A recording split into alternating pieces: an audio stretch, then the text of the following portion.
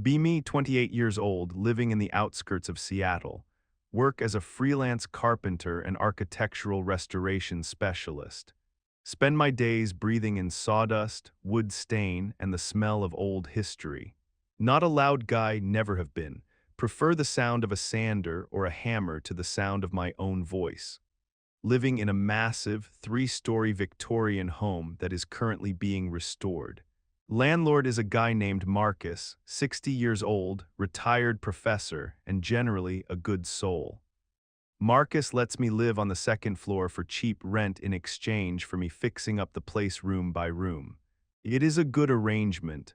SS house is drafty, floors creak, and the pipes sing when you turn on the hot water, but it has character and I respect that.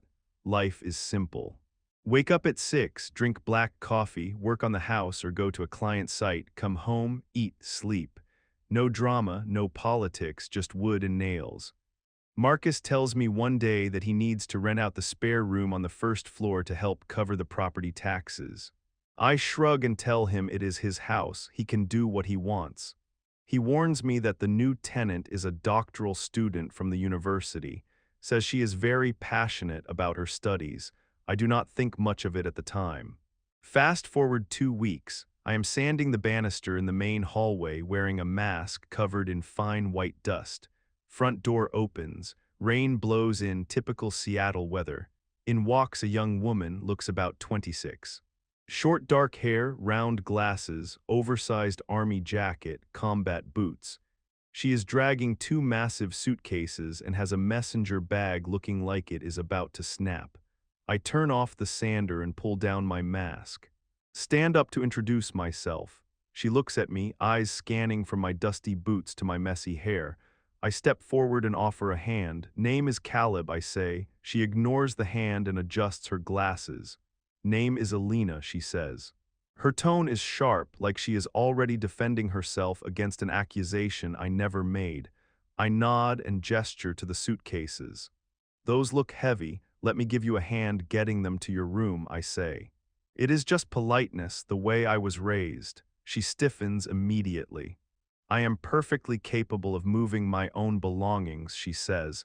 I do not need a male to carry things for me just because of biology. I blink, surprised by the sudden hostility. Okay, suit yourself, I say.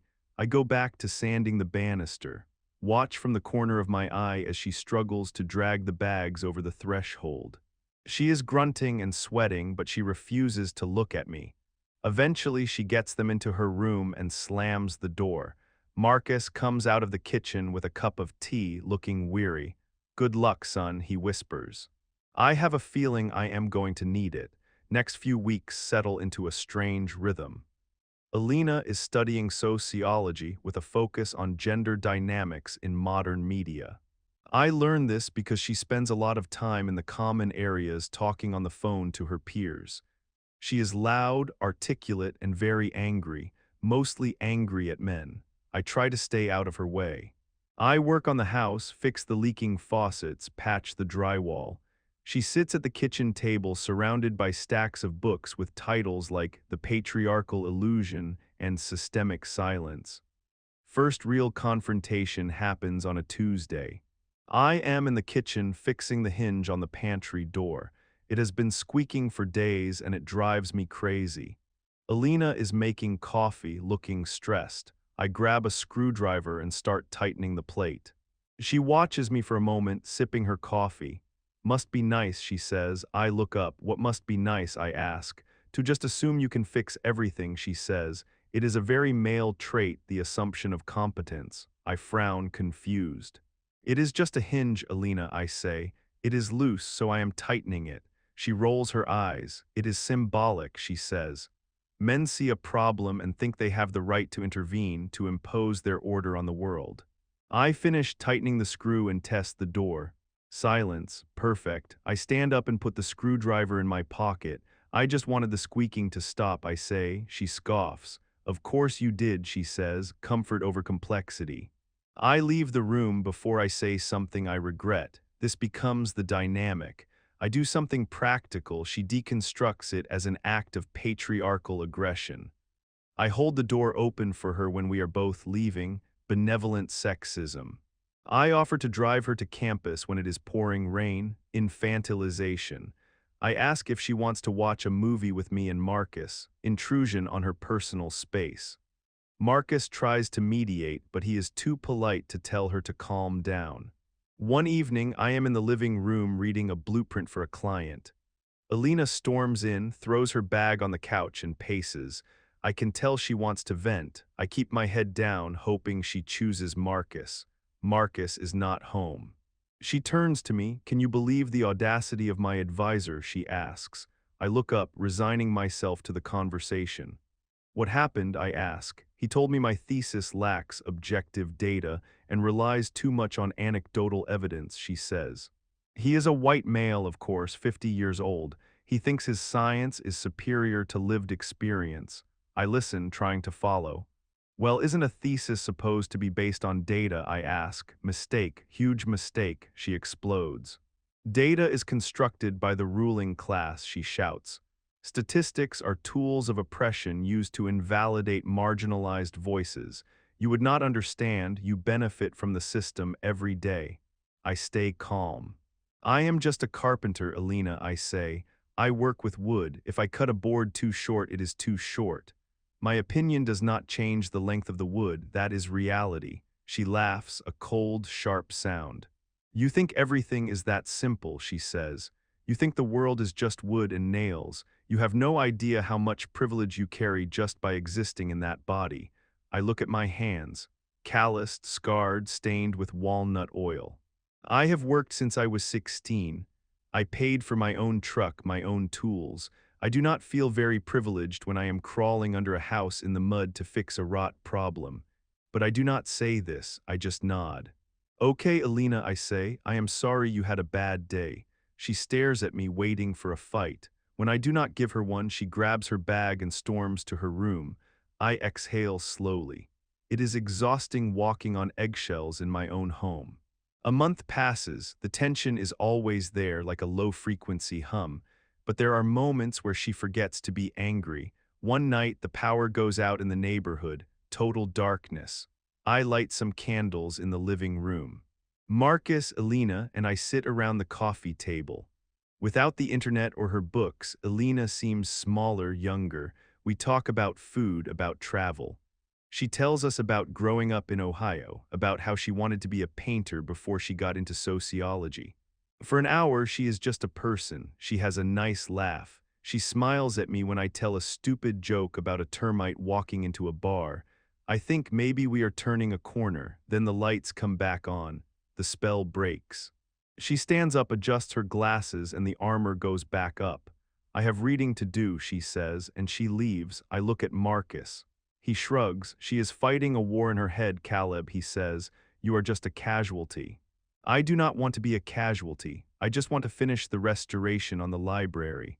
The library is my masterpiece. Floor-to-ceiling mahogany shelves, a rolling ladder, a restored fireplace. I have been working on it for 6 months. It is finally nearing completion. Alina wanders in one Saturday while I am varnishing the shelves. She stands in the doorway, arms crossed. "It smells like chemicals in here," she says. "It is varnish," I say. "It will dissipate in a few hours." She looks at the shelves. "It is a very masculine room," she says. "Dark wood, rigid lines, it feels oppressive." I stop brushing and look at her. "It is a library, Alina," I say. "It is for books. Books are not gendered." She runs a finger along the doorframe. "The architecture of domestic spaces is historically designed to confine women," she says. "Kitchens in the back, libraries and studies for the men in the front." I sigh. "Alina, I built these shelves so Marcus can put his collection up. He has thousands of books in boxes. I am doing this for him. Why does everything have to be a battle?" She looks at me, eyes flashing. "Because the battle is everywhere," she says. "You just have the luxury of ignoring it." I dip my brush back in the varnish. "Maybe," I say, "or maybe you are looking for ghosts where there are only people." She leaves without another word. I feel a twinge of sadness. I respect her intelligence, but she is so consumed by her ideology that she cannot see the beauty in anything. She cannot see the craft, only the context. Winter hits Seattle hard that year. Endless rain, windstorms that shake the old house. I spend my time checking the roof, sealing windows, making sure the old girl holds up. Alina catches a bad flu in November. I hear her coughing in her room for days. She refuses to come out. Marcus is away visiting his sister in Portland. It is just me and her. I knock on her door on the third day. Go away, she croaks. I ignore her and open the door. It is dark, smells stale. She is buried under a pile of blankets, shivering. I brought you some soup and tea, I say. Leave it, she whispers. I put the tray on the nightstand. You need to eat, Elena, I say. Do not tell me what to do, she mutters, but there is no heat in it. I sit on the edge of the bed. I am not telling you, I am asking you, please eat. She peeks out from the blankets. Her face is pale, eyes red. Why do you care, she asks. I am just a nightmare roommate. I smile. You are a nightmare, I agree, but you are my roommate, and I do not like hearing people suffer. She stares at me for a long time, then she sits up and takes the soup. I stay for a bit, making sure she eats. We do not talk about feminism or patriarchy. We talk about the rain against the window. She falls asleep while I am taking the tray away. I think maybe this is it. Maybe she sees I am not the enemy. Next day she is feeling better. I am in the kitchen making toast. She comes in looking weak but upright. Thank you for the soup, she says. No problem, I say, but then she adds, I hope you do not think this means I owe you anything. Care work is traditionally expected of women, so when a man does it, he expects a medal. I drop my toast on the plate. I turn to her slowly. Alina, I say, I do not want a medal. I wanted you not to die of dehydration in your room. Can you just take a kindness for what it is? She crosses her arms. All interactions are political, she says. I shake my head and walk out. It is hopeless. December comes. The great storm of the decade is predicted. News is warning of hurricane-force winds, massive flooding, power outages. Marcus is still in Portland, stuck due to canceled trains. It is just me and Alina in the big old house. I spend the morning prepping, bringing in firewood, checking the flashlights, filling jugs with water. Alina watches me from the couch. You are really enjoying this, aren't you, she says. Enjoying what, I ask. Playing the survivalist hero, she says. Man against nature, it feeds your ego. I stop and look at her. Alina, look outside, I say. The sky is green. The trees are bending sideways. This is not a game. This house is 100 years old. It needs protection. She scoffs and goes back to her book. Storm hits at 4 p.m. It is like a freight train slamming into the house. Lights go out instantly.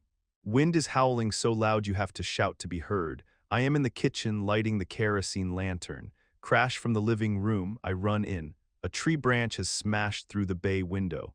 Glass everywhere. Rain and wind pouring into the room. Alina is standing in the corner, screaming. She is frozen, staring at the hole in the wall. The wind is blowing her papers everywhere. I do not think, I act. Get back, I yell. I grab a heavy tarp and a staple gun from my tool belt. I run to the window. The wind is pushing me back, rain stinging my face like needles. I have to climb up on the sill to secure the tarp. Glass shards cut my hands, but I do not feel it. I wrestle the tarp against the gale. Staple, staple, staple. I need wood to brace it. I grab a piece of trim that fell off, hammer it into place. It takes 10 minutes of brutal struggle. I am soaked to the bone, bleeding, exhausted, but the hole is sealed. The wind inside stops. I jump down, landing heavily on the wet floor. I look at Alina. She is still in the corner, shaking. Are you hurt, I ask. She shakes her head, eyes wide. Good, I say. Go to the hallway, it is safer. I need to check the rest of the house. I leave her there and run upstairs. Roof is leaking in the guest room. I put buckets under the drips. I hear a banging sound from the cellar. I run down. The cellar door has blown open. Water is flooding in. I have to force the door shut against the pressure of the wind. My muscles scream. I lock it and brace it with a 2x4. I check the breaker box. Everything is off good, no electrical fires. I come back up to the main floor. House is groaning under the wind. It sounds like the house is in pain. I find Alina in the hallway, sitting on the floor hugging her knees. She looks up at me. I am dripping wet, covered in mud and blood. Caleb, she whispers, what is happening? It is a bad one, I say, but we are okay. The house is strong, we just have to ride it out. Suddenly, a massive crack echoes from outside, then a thud that shakes the foundation. A huge oak tree has fallen in the yard, missing the house by inches. Alina screams again and buries her face in her knees. I sit down next to her. I put my arm around her shoulders. She does not pull away. She leans into me, trembling. We sit there for hours. The storm rages. I can feel her heart beating fast against my side. I keep talking to her low and steady, telling her about the construction of the house. How the beams are old-growth Douglas fir. How they have withstood storms for a century. How I reinforced the foundation last summer. I am trying to give her confidence in the structure. Confidence in the shelter. Eventually, the wind dies down to a steady roar. She stops shaking. She looks at my hand. It is wrapped in a rag, blood seeping through. You are bleeding, she says. It is just a scratch, I say.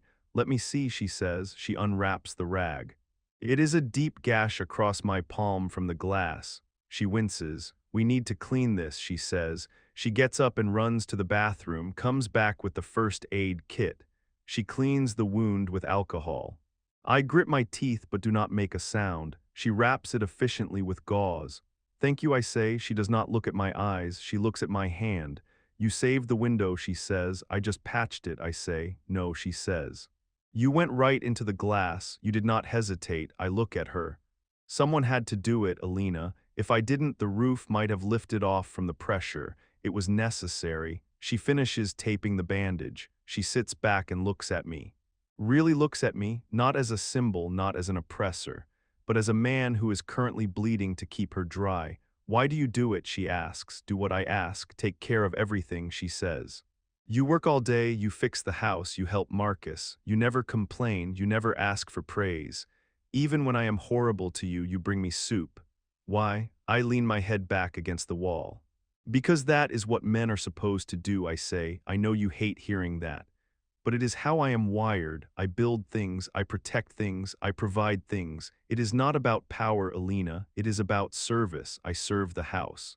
I serve my friends. It is my duty. She is silent for a long time. The wind howls outside. Duty, she repeats softly. Yeah, duty, I say. It is not a popular word anymore, but it is real. When the storm comes, you do not need a debate. You need a wall, and someone has to build the wall, and someone has to stand on it. She looks at the tarped window down the hall. It is holding firm. She looks back at me. I have been so angry, she whispers. For so long, I thought every man was just a potential threat or a competitor I never thought about. Utility, I chuckle. I am a tool, I say, like a hammer. Use me when you need me, put me away when you don't. She shakes her head. No, that is not what I mean. I realized tonight that I could not have fixed that window. Physically, I could not have done it against that wind. I would have let the storm in. I needed you, and that terrifies me. Why, I ask, because my whole worldview is built on not needing anyone, she says, especially not a man. If I need you, then my independence feels like a lie. I turn to face her. Alina, listen to me. Independence is great, but interdependence is reality. I need you too. She frowns. For what? You can do everything. I laugh. No, I can't. I can't write a thesis. I can't explain why society works the way it does. I can't paint. And honestly, I get lonely, living in this big house with just Marcus. It gets quiet, having you here even with the arguments. It made the place feel alive. You challenge me, you make me think. I need that. We are different, Alina. That is not a bad thing. It is like wood and stone. You build a house with both. Wood flexes, stone supports. If you build only with stone, it crumbles in an earthquake. If you build only with wood, it rots. You need both. She stares at me, tears forming in her eyes. That is a very carpenter metaphor, she says, sniffing. I smile. I work with what I know. She leans her head on my shoulder again. Thank you, Caleb, she says. You are welcome, Alina. We fall asleep there in the hallway, leaning against each other. Morning comes. Storm has passed. Sunlight is streaming through the undamaged windows. House is a mess, but it is standing. Yard is destroyed, branches everywhere. We wake up stiff and sore. Alina looks at me. Her hair is messy, glasses crooked. She smiles. A real, genuine smile. We have work to do, she says. Yeah, I say, we do. I get up and start assessing the damage. Alina does not go to her room to read. She puts on her boots and gloves. What are you doing, I ask. I am helping you clear the yard, she says. It is heavy work, I warn her. I can handle it, she says, and if I can't, I will ask for help. I grin, deal. We spend the next 3 days cleaning up the property. Marcus comes back and is amazed at the progress. Alina is different. She still reads her books. She is still a feminist, but the edge is gone. The bitterness is replaced by a quiet confidence.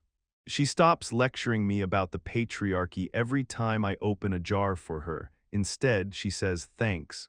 And when I am struggling with a crossword puzzle, she leans over and gives me the answer. We start cooking dinner together. We talk about real things, her fears about the future. My dreams of building my own house from scratch one day. Months pass, spring arrives, the garden is blooming, I am finishing the restoration of the library. Alina comes in. She is holding a bottle of wine. Celebration, she says. What for, I ask. I finished my thesis, she says. Congratulations, I say. That is huge. What is the title? She looks at the floor, then at me. Interdependence and the Myth of Solitude, Reevaluating Gender Roles in Crisis. I raise an eyebrow. Sounds heavy, I say. It is, she says. I rewrote the whole thing. My advisor hates it. He says I have gone soft. I laughed at him. I told him that strength isn't about being hard. It is about being structural. I smile. Structural, I say. I like that. She walks over to the bookshelf I just finished.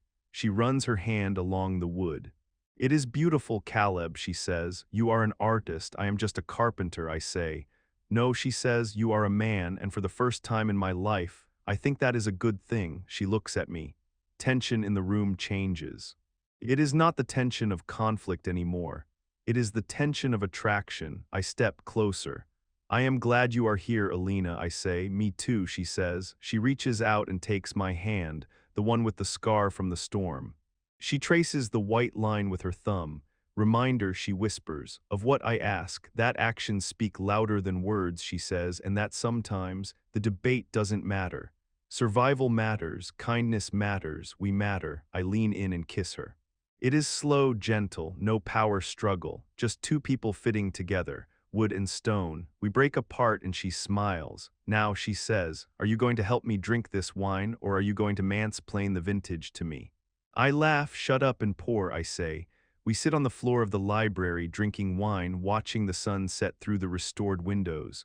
Life is good, the house is solid, and the argument is over. Sometimes you don't win a debate by shouting. You win by being the one standing when the storm clears, and holding out a hand to the person next to you. Be me, happy. 1 year later, Alina and I are still together, living in the house with Marcus. She got her doctorate. She is teaching now. She tells her students about the storm. She tells them that theories are maps, but life is the terrain, and you can't live on a map. I am still fixing houses.